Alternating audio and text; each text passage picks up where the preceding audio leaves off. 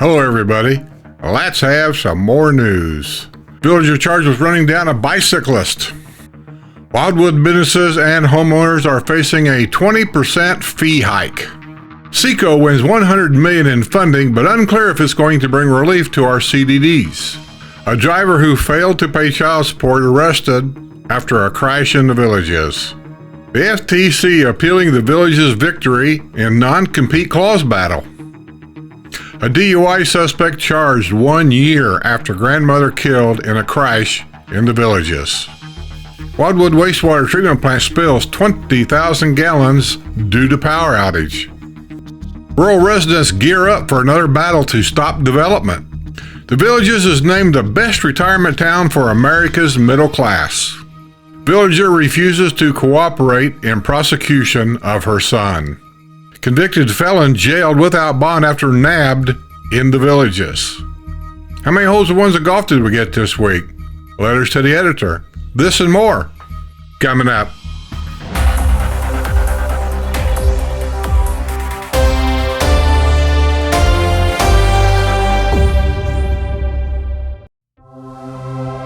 This week's news is brought to you by my YouTube and Patreon members.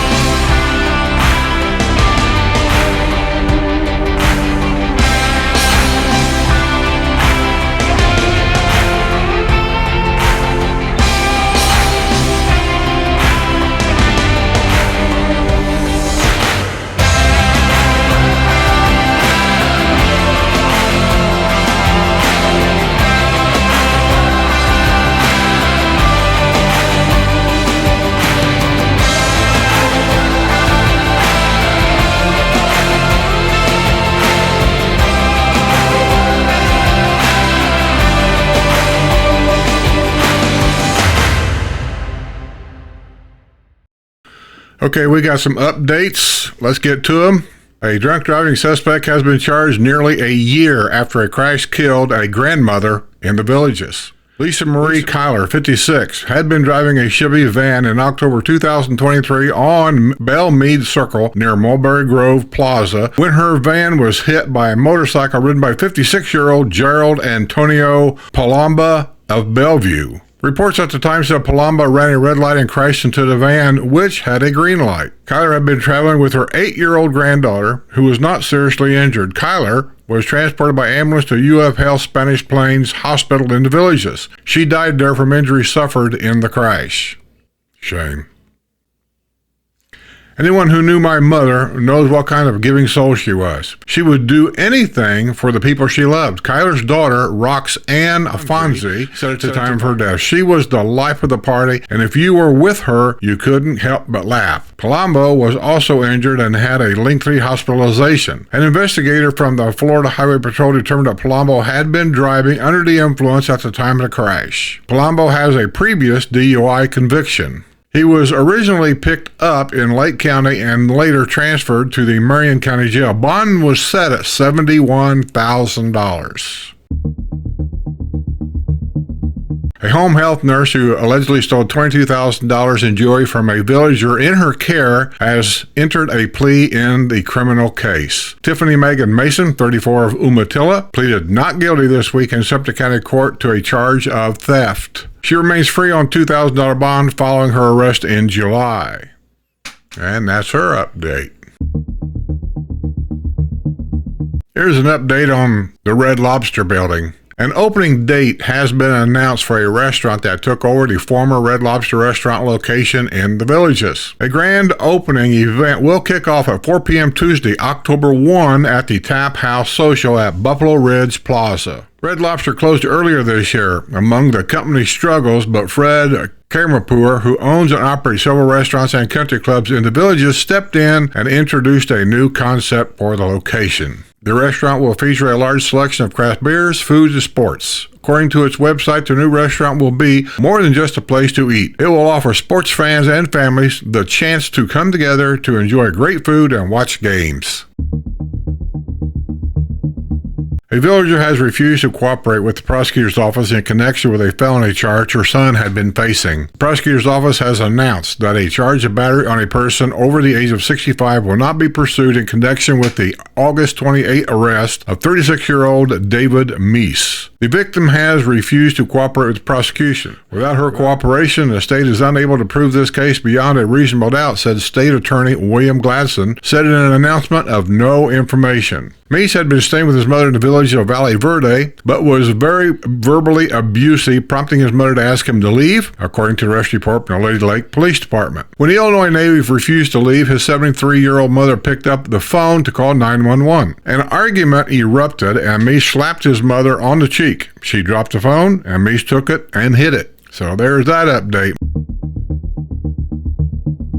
Seco Energy will receive approximately $100 million in federal grants and low-interest financing, but it's not clear if that money will provide any relief to the community development districts in the villages facing huge increases. Seco sent out a news release Monday indicating it has won the money aimed at supporting clean energy initiatives such as area light conversions to LED and microgrid community solar projects. What the release failed to address was the outrage that has occurred in the villages after CDD supervisors were stunned by increases of up to 600% for pole rental. Some CDDs have even begun looking at installing their own poles. Seco Energy was a co-applicant with Seminole Electric Cooperative and Swanee Valley Electric Cooperative on the Empowering Rural America grant application to the U.S. Department of Agriculture, which was facilitated by Ovid Solutions in Tallahassee.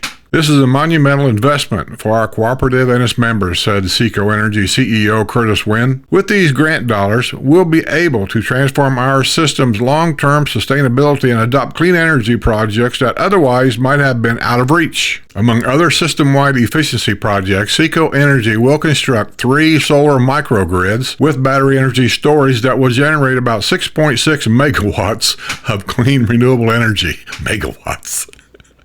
It reminds me of Back to the Future movie. These projects are estimated to create over 500 short and long-term jobs and increase rural access to clean energy in Seco Energy's 7 county, which encompasses rural areas of Central Florida, including large portions of Marion, Sumter, and Lake County. But how much is all this going to cost us in our bill? They never talk about that. The entire scope of the collaboration between the 3 cooperatives will impact as many as 42 Florida counties, generating 3,400 short and long-term jobs and reducing greenhouse emissions by more than 3.5 million tons, which is the rough equivalent of removing 1 million gas-powered cars from Florida roads every year, Seco said in a news release.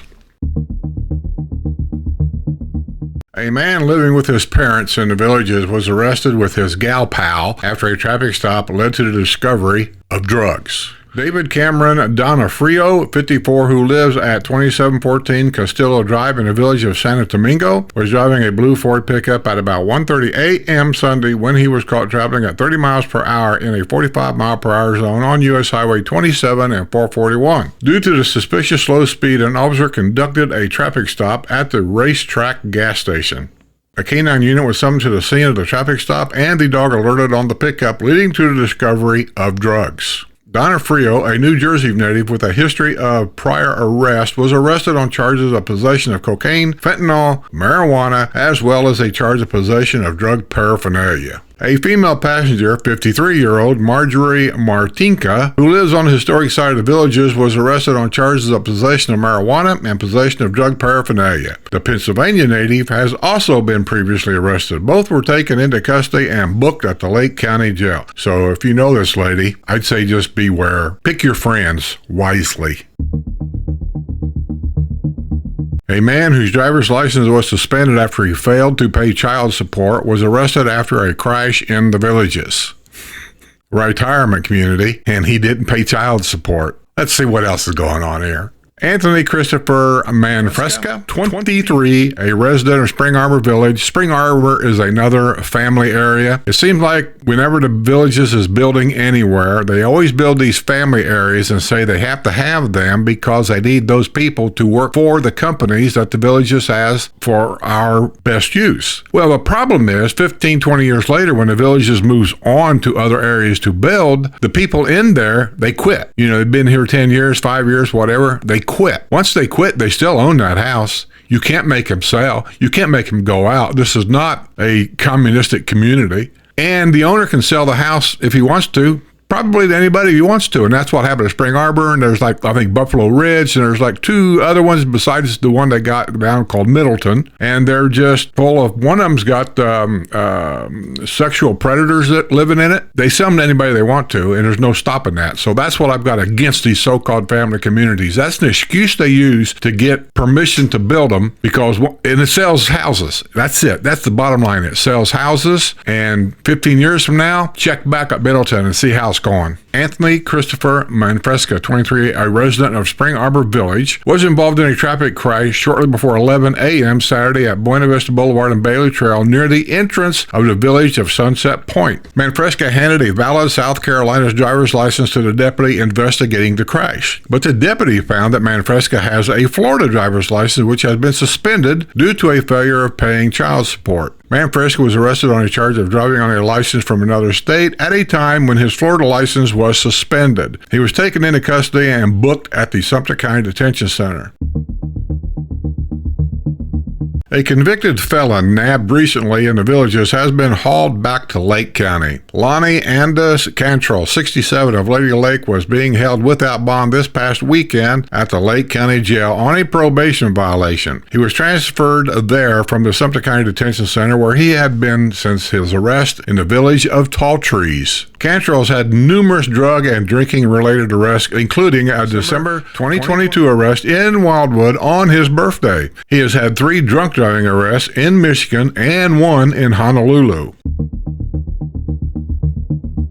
The Federal Trade Commission is appealing a recent victory by the Villages as it continues to wield a non-compete clause over its sales agents. The FTC filed an appeal this past week in U.S. District Court in Ocala, challenging a stay granted to Property of the Villages in a battle over the non-compete clause. Earlier this year, the FTC issued a final rule to promote a competition by banning non-compete agreements across the nation. Jennifer Parr, Vice President of Sales of Marketing in the Villages and President of Property of the Villages, said in a legal declaration that the Villages would suffer significant and irreparable harm if the sales representatives selling dream homes are no longer bound by non-compete agreements. Judge Timothy Corrigan granted an emergency request from Property of the Villages to keep a non-compete clauses in the contracts of its sales representative pending the outcome of the company's lawsuit against the FTC. The Villages General Counsel, Brian Hudson, said in a court declaration that 45 sales associates have left Property of the Villages since September 5, 2022, and are still subject to the non-compete clauses in their contracts. The Villages has also complained about the expensive legal fight it is waging against the FTC. Well, I'm sure we'll hear more about that. Are you planning on having your driveway redone, having your garage floor epoxied, having a custom design in mind? Call B&D Concrete Creations. If you are new to the Villages, B&D is the one I used and many others has also. Every driveway you see here is a custom design. Any type of design you'd like, you pick out the colors, he'll do it. Romaldo is very reliable and very dependable. He's got a crew of guys that respects your property and they won't cause any damage whatsoever. Have any questions? Call Romaldo. Free estimates. He'll leave the catalog. If you don't know what you want, have no idea about a design, he'll leave the catalog and you can keep it for a couple of days. Go through it. Look at the designs. If you see 1 or 2 in there that looks like it fits your bill, you can even tweak it. So just call Romaldo. Make the appointment. He'll come meet you. He's a really nice guy to talk to. He's really busy, but of all the people that I have, Romaldo's the one that I can recommend. Give him a call. Let him come out. Let him talk to you. Show him what you want. He'll work with you. He'll do you a good job, and his prices are reasonable and fair. Tell him I sent you. That's B&D Concrete Creations, LLC. Beautiful design driveways, walkway, pool decks, patios, garage epoxy, and much, much more. He's licensed and insured. Call Romaldo Mawire, 352-455-9614. Or you can go to his website, bndconcretecreations.com. Give him a call. He's good people. Hello, my name is Romaldo. The company's name is B&D Concrete Creations, LLC. You call me, my phone number is 352-455-96. Anytime, free estimate.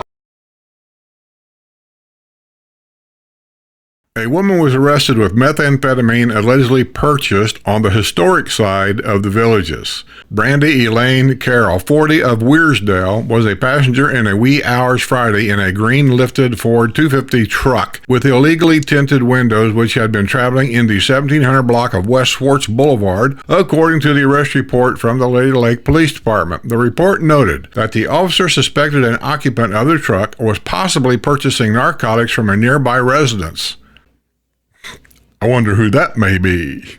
During a traffic stop, a canine alerted on the truck, signaling the likely presence of drugs. A search of the truck turned up methamphetamine. Carol claimed ownership of the drugs and said it did not belong to the man driving the truck. She later changed her story and said the drugs belonged to their roommate. The man driving the truck said he had picked up Carol in the 1700 block of West Swartz Boulevard, but he had no knowledge she was in possession of narcotics. Carol was arrested on a felony charge of possession of methamphetamine. She was booked at the Lake County Jail and released after posting a $2,500 bond. Rural residents living on Edwards Road in Lady Lake are gearing up for another battle to stop development in their backyard. The residents have their sights set on a project to be presented at 9 a.m. Wednesday, October 2nd, before the Lady Lake Planning Zoning Board in Tavares. In 2022, the Edwards Road residents lobbied hard against a plan to build more than 100 densely packed homes on land currently zoned as agricultural. The fierce opposition persuaded Natai Capital Partners to withdraw the plan from consideration by the town of Lady Lake. And now a new development is being pitched to the Lady Lake Planning and Zoning Board. As a small community on Edwards Road surrounded by family-run agricultural properties, we are committed to preserving our way of life, said resident Virginia Reich. She is busy organizing opposition to the proposed 31-acre development. This is not about enhancing our community, it's about profit. We must now stand together against this development to prevent the congestion, destruction of wildlife habitat, and loss of trees that this development would bring, Reich said. Moreover, it would strain our already challenged hospitals and emergency services, impacting the medical care we rely on daily. Overdevelopment benefits only the developers, not our community. A villager has been charged with trying to run down a bicyclist after a confrontation at a gate. You've got to be kidding me. Linda Lee Richards, 76, of the village of Gilchrist, is facing a charge of aggravated assault following the incident earlier this month. Richard had been driving a car on September 12 when she cut off the bicyclist in a roundabout at Buena Vista Boulevard and Pinellas Place, according to the arrest report of Sumter County. When they reached a nearby gate, she began a verbal altercation with the male bicyclist. Their exchange was captured on a gate camera. She and the bicyclist proceeded through the gate and she drove her vehicle after him, attempting to strike him with her vehicle. Her license plate number was captured in her surveillance images. The bicyclist shot video and it was turned over to law enforcement, as well as gate camera images from Community Watch. During an initial interview at her home, Richard attempted to deny the incident had taken place. She agreed to meet law enforcement this past Friday at the Sumter County Sheriff's Office Public Safety Building in Pinellas Plaza. When she was confronted with the still images captured by surveillance, Richard admitted she was the woman in the photos. She is due to be arraigned November the 12th in Sumter County Court and remains free on bond. In 2022, Richards was arrested after a dispute with a painting contractor hired to perform work at her home. I vaguely remember that. You know, there's two things here. If you're talking legalities, she's at fault. If you're talking common sense, I dare to say, without getting a lot of criticism here, bicycles in a roundabout in a retirement community, you've heard me talk about these roundabouts. These people can't drive in them. They do all kinds of wacky stuff. Here's another one. I'll put it this way. If you were riding bicycles and you love to ride bicycles and you've got a choice of riding bicycles on a public road around here, in roundabouts and whatever, or say a golf cart trail, maybe a golf cart will yell or something like that. But where would you take your chances? I ask. The Villages has been named the best retirement town for America's middle class. Florida's friendliest hometown. Has earned the recognition from Go Banking Rates. Never heard of it. Go Banking Rate study found that the annual cost of living in the Villages is $48,808. That sounds, I don't know where they come up with that figure. And the household media income is $73,415. I don't know where they come up with that figure. The average Social Security benefits in the Villages is $30,704. I don't know how they come up with that figure. I get pretty much max on Social Security because I paid a lot into it over my lifetime. I don't know if we're talking about man and wife together makes that amount. Because I can tell you singularly, I don't make anywhere near that in Social Security. The average value for a single family home in the Villages is roughly $400,000. I would say that's probably about media price, even though there's a lot of them, a little less than that, $325,000, $350,000, and they're pretty nice, 3-bedroom, 2-bath. To qualify for this study, a city had to have a population of at least 10,000 residents, with at least 25% of the population aged 65 and over. 5 of the cities rated in the top 10 by Go Banking Rates are located in Florida. Here's the list. The Villages, number 1. Green Valley City, Arizona. Sun City West, Arizona. Hot Springs Village, Arkansas. Venice, Florida. Sun City, Arizona. Sun City Center, Florida. Punta Gorda, Florida. Mesquite, Nevada. Inglewood, Florida. Somebody out there probably knows more about this than I do. Go Banking Rates. That just sounds like an advertisement to me.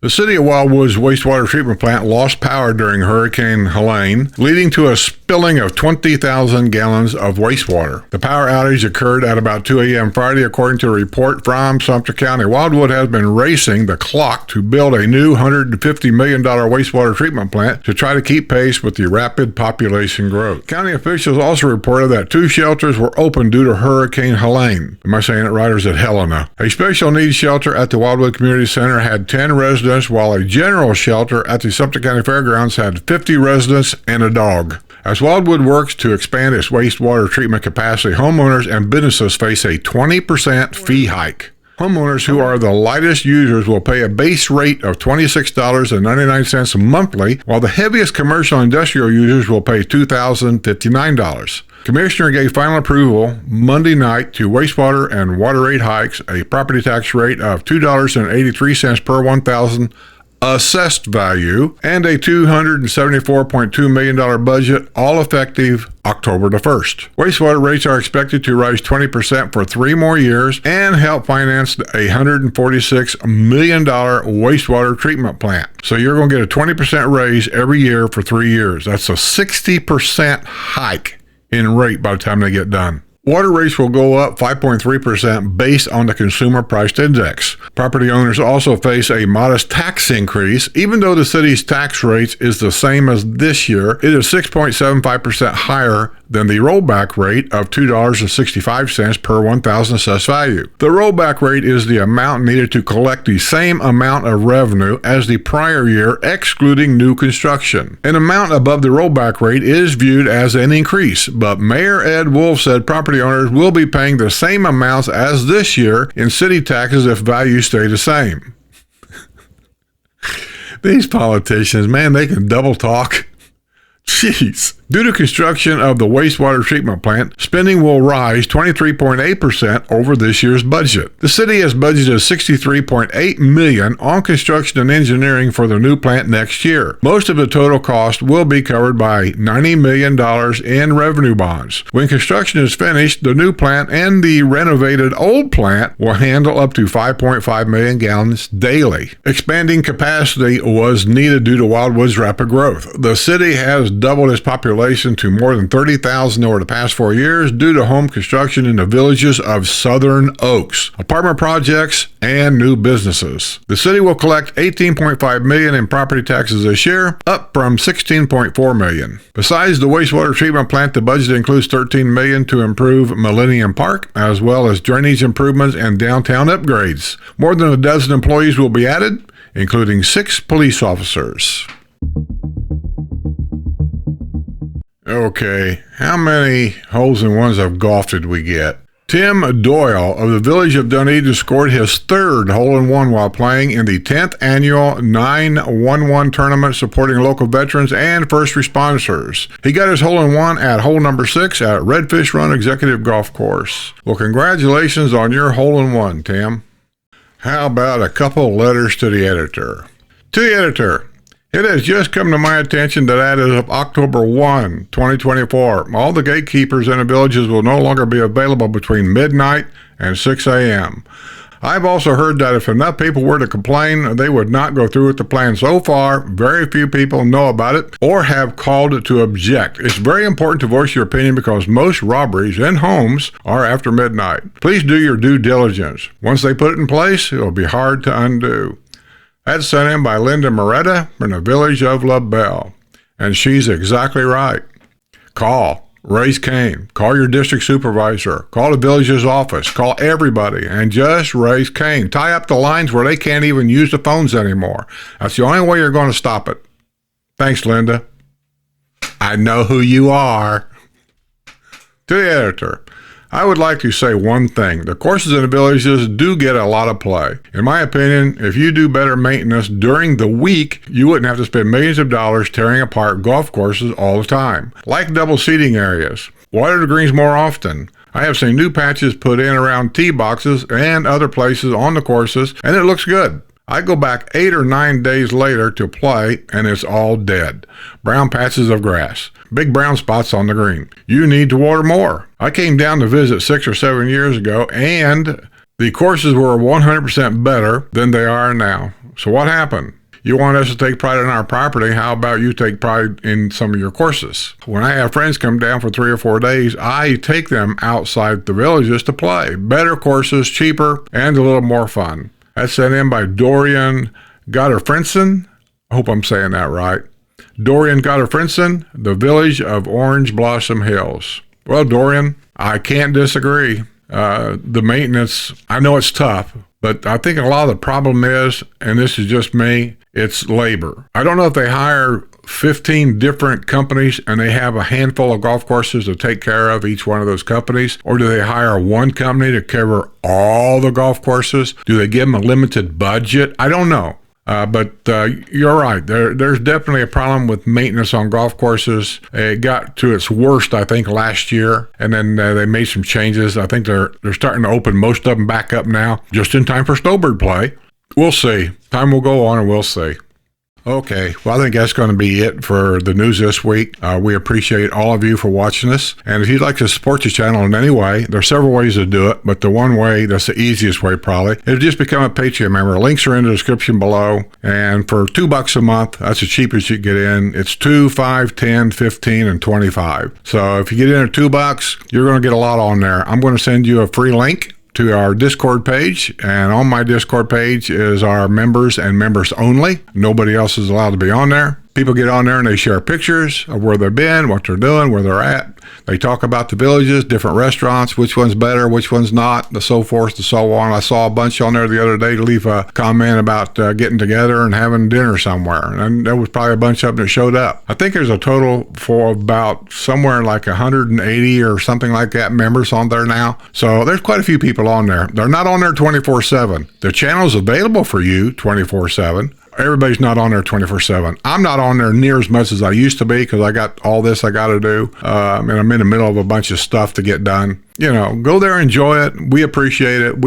It lets us know that you appreciate what we're doing here, and it also lets us know that our news and some of our videos actually mean something to you, and that's what we're really all about. So with that being said, I'm gonna get out of here, and all I'm gonna say is be well, be safe, stay well. Be aware. And don't leave that key in that golf cart.